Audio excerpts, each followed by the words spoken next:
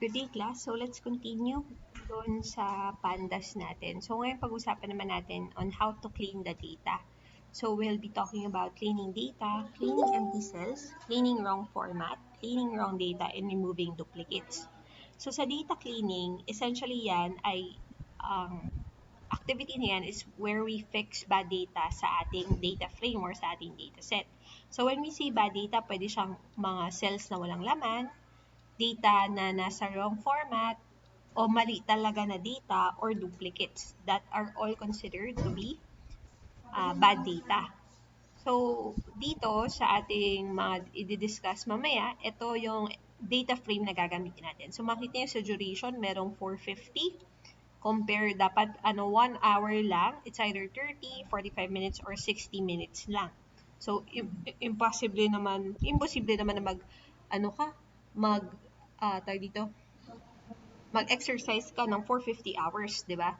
So, malamang sa alamang 45 minutes yan, kaso merong 0 na nadagdag. So, another example is here, none o null yung data. Ito, maling data format. No?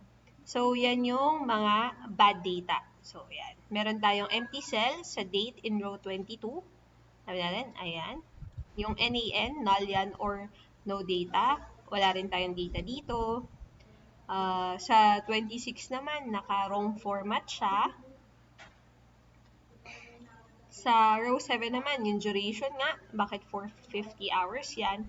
And then, merong duplicate sa 11 and 12. So, parehas sila na data. That's an example of a duplicate. So, essentially, meron tayong 1, 2, 3, 4, 5, 6, 7 na bad data. So, ngayon, with that, lilinisin natin yan.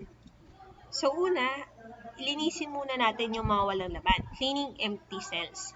So, empty cells can potentially give us a wrong result when we analyze data, di ba? So, to remove the data cells, or to remove the empty cells, pwede natin gamitin yung drop na function. So, this allows us to remove yung mga cells na walang laman. And then, it will return to us a new data frame, pero hindi niya i-change yung original. If we want naman to remove all the rows na may null values, ilagay lang natin sa parameters ng drop na yung attributes na in place equals true. So, this will help us to change the original data frame. And if we want to replace yung empty values, gagamitin natin yung keyword na fill na. So, fill na method allows us to replace empty cells with a value. So, for example, yung mga empty cells kanina na nag-e-exist, papalitan natin yan ng 130. Sige, tignan natin yung sa example nila. So, when we run this, yung empty cells from 18, 22, and 28, yung none, mawawala na, mapapalitan na ng 130. So, sa 18, 130 na. 22, 130. Nakita yung sa date, 130. And sa 28 is 130 din. So, na-solve natin yung none na value. Pero kung mapapansin nyo, may bad data sa 22 kasi yung na-replace natin ay date dapat, hindi siya 130. So, pwede rin natin yan siya gamitan ng specified columns. So, ito, data frame calories. If we only want to replace all the empty cells sa specified column, ilalagay natin yung column name. Yan. So, df fill na 130 in place. Sige, tingnan natin.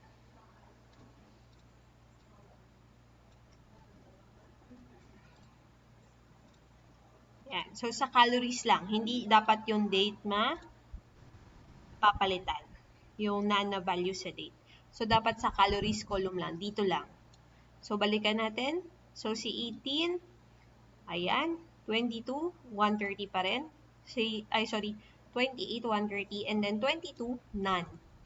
So, hindi natin change yan. Pwede nyo siya i-specify. Okay? And then, pwede rin natin replace gamit yung mean, median, and mode. So, mean, median, and mode methods to calculate the respective values for a specified column. So, sa standard deviation, kailangan yan, di ba? So, when we calculate the mean, it will replace all the values ng mean. So, mean is yung average. Okay? Tingnan natin yan. Lahat ng empty values, 18 and 28, ay mara-replace. Yan, 18. 304 na. At 28, 304. Kasi, ang ginawa natin is hindi tayo nag-set ng value, kundi yung average values ng calories natin, kinompute natin, sabay yun yung nilagay natin. So, ganun din naman kung median yung gagamitin nyo. So, median, papalitan lang natin. Median.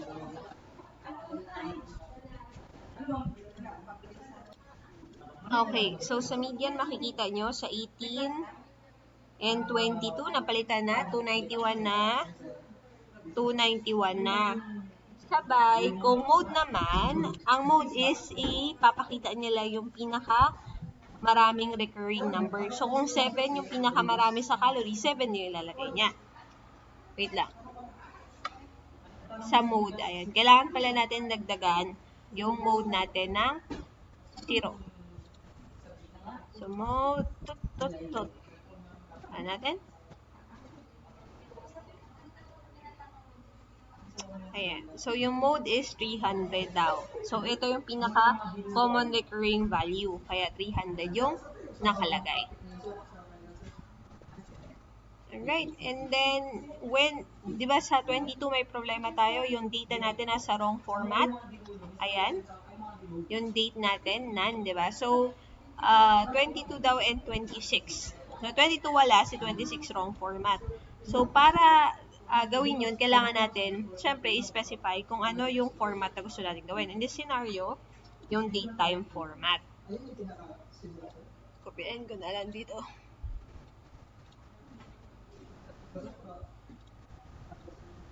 Ayan. So, kung titingnan natin sa 26, tama na yung format. Pero sa 22, wrong format pa rin kasi hindi existing yung data natin. So, kung gusto natin palitan, kailangan natin gawin yung kanina, yung pag-replace ng data. So, ayan, makikita nyo. So, if we want to remove naman yung not value, kunyari, dahil ayaw natin magkaroon ng bad data pero hindi natin alam kung anong date niya ito ginawa, so pwede natin i-remove na lang yung value na yan. So, gamit yung drop na value. So, ayan. Kung makita nyo, wala na si 22, 20, 21, 23 na lang. And then, if you want to clean wrong data or remove wrong data, for example, ito, sa duration, 450 rather than 45. Diba? So, pwede natin gamitin yung replacement value. So, dflock, sabay yung row 7, sabay yung duration yung column, sabay isi-set natin yung value into 45. Ayan. So, run natin. So, makikita nyo yung row 7, ayan na, hindi na 450, 45 na. So, ganun lang ha. Ayan. Ganun din, kung gusto nyo higher than 120, dadagdagan nyo lang yung argument. And then, if you want to remove duplicates, kasi may duplicates tayo, di ba? Yung 11 and 12. So, ang gagawin lang natin is, i-check kung alin yung duplicate data. So, hindi natin siya, hindi natin siya babasahin na tayo lang. So, hayaan natin si program yung mag-print out kung ano yung duplicated data para true na or tama yung pagkakabasa natin. So, sa 12 daw yung replicated data. Kasi tandaan yung 11 and 12 yun. Pero, replicated data yung sa baba ni 11. So, si 11 yung original data. Kaya si 12 yung naging true. So, to remove, gagamitin lang natin yung drop duplicates.